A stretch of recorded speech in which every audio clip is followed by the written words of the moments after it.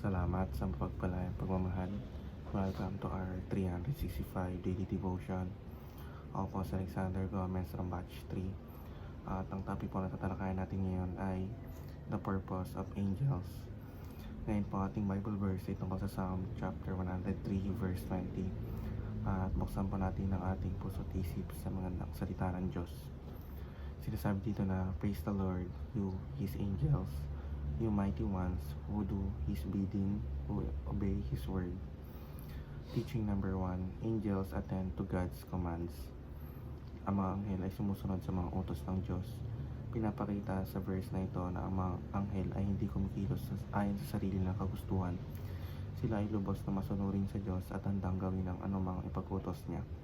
Ibig sabihin, ang kanilang lakas at kapangyarihan ay ginagamit lamang para tuparin ang kalooban ng Diyos, hindi para sa pansariling interes. Teaching number 2, angels announce God's message. Ang mga anghel ay tagapagdala ng mensahe ng Diyos. Sa Biblia, maraming pagkakataon na ang Diyos ay gumagamit ng mga anghel upang ipahayag ang kanyang mensahe, mga babala, pangako o gabay. Tinuturo nito na seryoso at mahalaga ang mensahe ng Diyos. Kaya minsan ay pinapadala niya ito sa mga pamamagitan ng kanyang mga sugo upang tiyaking maririnig at mauunawaan ng tao.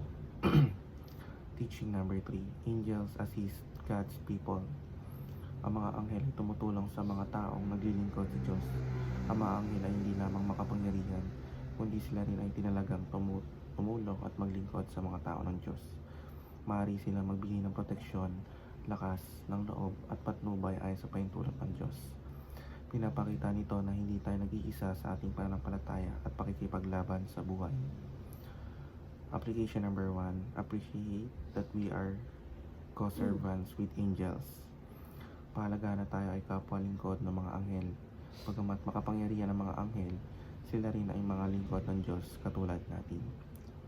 Ang aral dito ay maging mapagkumbaba at tapat sa paglilingkod.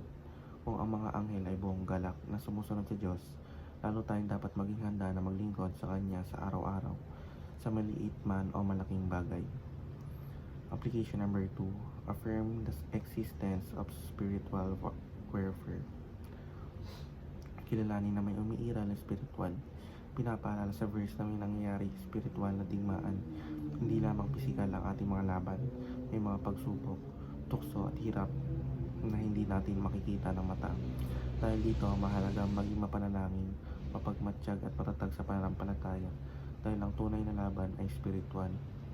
Application number 3, ask for God for both protection and consecration.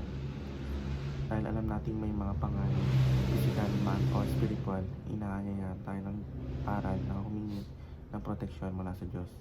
Sabay nito, dapat din tayong humiling ng kabanalan o consecration. Ibig sabihin ay ialay ang ating buhay sa Diyos at mamuhay ayon sa Kanyang kalooban. Hindi lang sapat ang protektado, mahalaga rin ang mamuhay ng banal. Yun lamang po ang aking devotions. Maraming salamat.